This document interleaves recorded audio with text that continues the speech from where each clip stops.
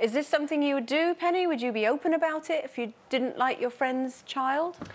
Well, there was an occasion when I had a big group of my son's friends over, and we had a lovely party time. It was out in the garden, it was a sunny day, they were all doing sports, and they had a little snack, and then it was time for desserts.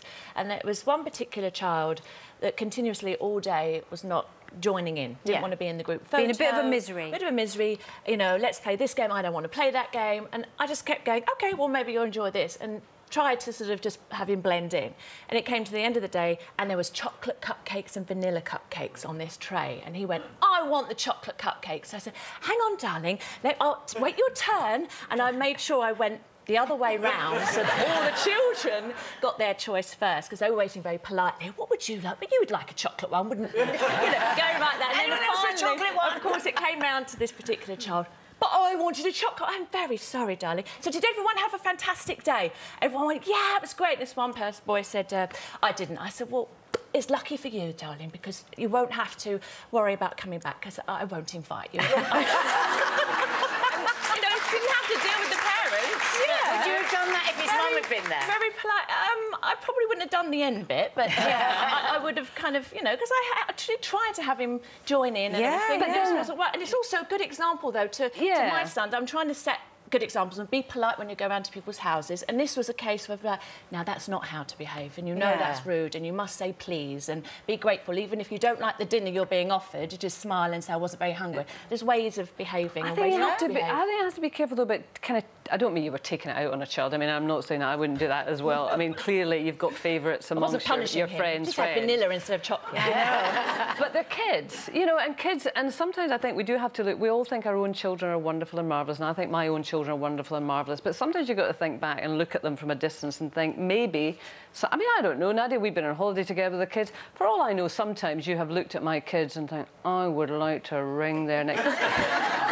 Kids just aren't perfect, and it's growing up to... Go on, tell her. She was going to say the same about my kids. You know, you've got to give kids space to grow up, and at times, in phases, they're all little horrors, aren't they? They are. And I think as an adult, you have to stand back from that, you know, and... But, you know, the thing is, children are... We have this feeling that we're supposed to love all children. And the thing is, some children have personalities that you don't particularly get on with, just like with adults. And I know what you're saying. You just... With a child, you have to button your lip. Yeah. But if it's with a friend and you're seeing that child all the time, it can get really hard. And when Maddie was still at school, she had... Well, I'd made friends with one of the mums, and we used to see each other a lot, and... but we'd always see her child. Oh, my God, this child. She was just one of those, you know, one of those, you know. You know, and she'd do that in front of her mum and then that behind her back. Was she one of those ones that's like that on top and under the table is nipping? Yeah, you know what I mean. I know exactly what you mean. And I thought, it was so hard. And I thought, there's nothing that I can ever say to this mum, because you just can't. If somebody said to me something about my child, you know, they're going to... But luckily, one time, it was Maddie, actually, that said, Mum, can't stand. Really? What a relief. She goes, Mum, you keep sending us away to these summer camps and weekends away, and it's a blooming nightmare. And she'd been keeping it secret from me. And she said, I'm not prepared to do it anymore for your friendship. Well, it was really hard. I had to tell the mum. I had it with Amy once, not in the same sort of thing. You know, I'm friendly, and luckily this little girl now little darling is no, she's great, but she's quite spirited, and there was a moment. That was very Miss Jean Brodie. You know what I mean? Yeah.